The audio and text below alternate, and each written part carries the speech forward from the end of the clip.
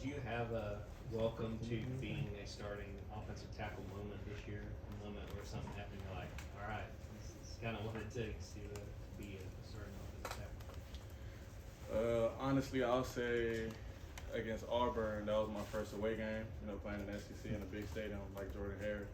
A lot of people say it's kind of difficult playing there, and I experienced that on the first drive, and I've been able to hit a snap and stuff. So, just little stuff like that, just the stuff you hear about from the older guys that you actually get to experience. So that was my moment for sure.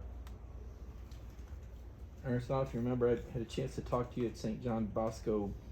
Feels like forever ago, 3 years ago. I think back then Ohio State was on your radar, and so much has changed. If you could reflect back to that guy in high school that I spoke to before your senior year, and now, what's been some of the biggest changes you'd say in yourself as a football player and even as a young man?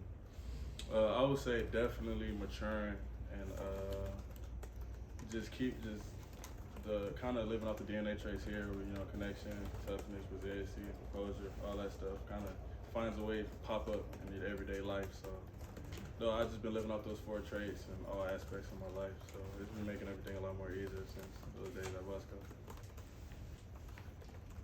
Yeah, Ernest, we got a chance to talk to Coach Smart a little bit earlier, and he mentioned you enrolling, I believe, at around 355 pounds. And by the time you took your first reps in the spring, you were down to 320 pounds. So about 35 pounds of weight loss. I'm curious, how'd you lose all that weight, and what is your advice to some of the young guys that might have to go through the same track?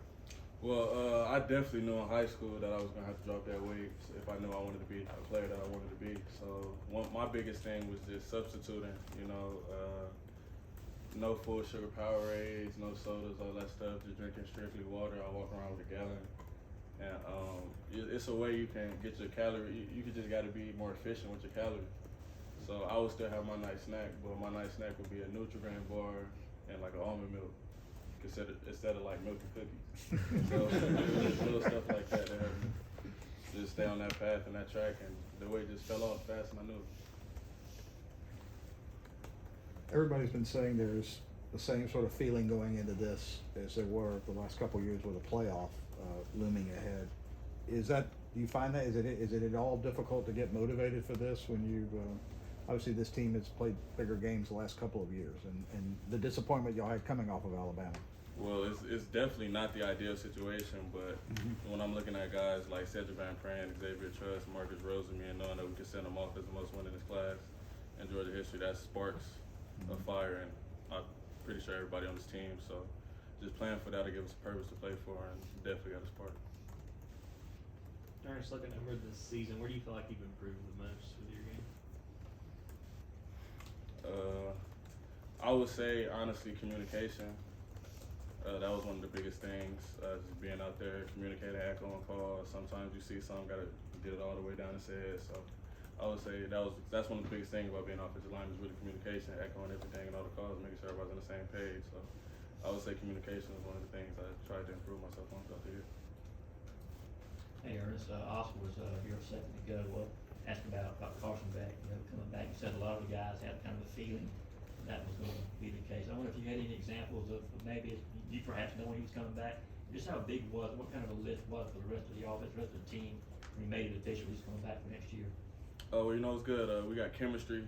That's my quarterback, and I'm the tackle, so my job is to protect him. So I know his tendencies in the pocket and everything, so it's good to just be comfortable and know you still got everything rolling going into next year. You mentioned a couple of those seniors and the chance to get them to the winningest class. Florida State's had some opt-outs. Y'all haven't. What do you think the reasoning behind that is? Honestly, I don't really pay too much attention to that. We just prepare to play whoever's out there, so we're really just looking forward to playing everybody on Florida State. Curry talked about, asked about signing so many players from out of state today in the past years, and just they go for the best players. One of those people from way out of state. What was your experience? When did Georgia first get on your radar, and why? Why go? As far as why I wanted to come here, or well, I feel it's a pipeline. Especially in my position. When they had offered me my sophomore year in high school, they sent Andrew Thomas and Isaiah Wilson in the first round. So if I want to do this and take this serious for myself, then that's the place to be at. Sure. Quick question before I get to my real question. What kind of cookies and Powerade do you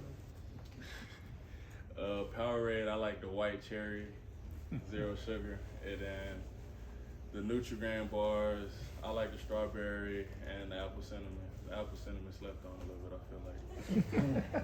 What did you learn going against a guy like Dallas Turner and some of the other good pass rushers this year about your own game? Well, this is what you come to a school like this for. I knew that coming here, I wanted to compete, play the best, and I feel like I got an opportunity to do that this year. And it brings the best out yourself when you play against elite level guys like that every given Saturday. There's always a lot of drama involved with recruiting, and this year was no different. I'm just wondering, as a player already here, do you follow it? Do you keep up with it? Did you follow how things went with these guys, and what did you think about how Georgia did? Honestly, not really. I just wait for the guys to get here and roll who we got. Yeah, you came in the same class as Gunnar Stockton, and he's been elevated to the backup quarterback role. What have you seen from him as he's developed, not just in his backup role, but in his time at Georgia so far? Gunnar, I like Gunnar. He stays level-headed, and as a quarterback, you gotta take over and lead, and I feel like he does well with that. So, I like Gunnar. So, I'm happy for him to see that he's getting better, just like everybody else we got.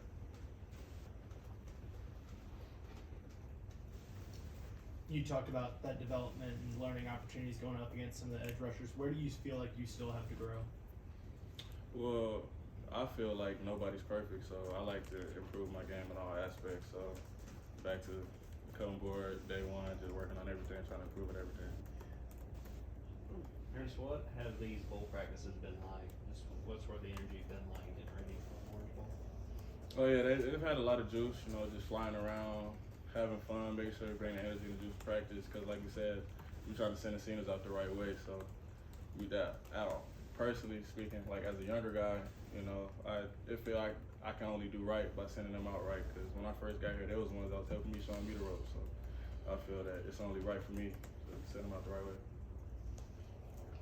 Yeah, Ernest, I think I saw an SEC story clip of Coach Smart talking to you and mentioning some of the effort clips that he had maybe shown you about Broderick Jones. What are some of the effort improvement areas or things that he's used to motivate you outside of just normal coaching?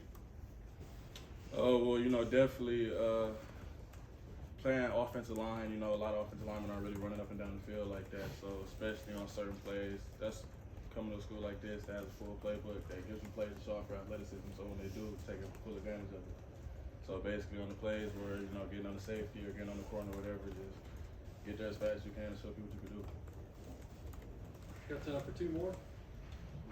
Ernest, there's been a few plays this year where you've been able to get out and hit a defensive back and make a few highlights. Just what are those moments like for you getting on a guy when you've got such a big size and just being able to take another play? Well, my dad used to tell me all the time when I was a young kid playing football, you don't run for no reason, especially as a lineman. So if I'm gonna run all the way over there, it's gotta be for a reason.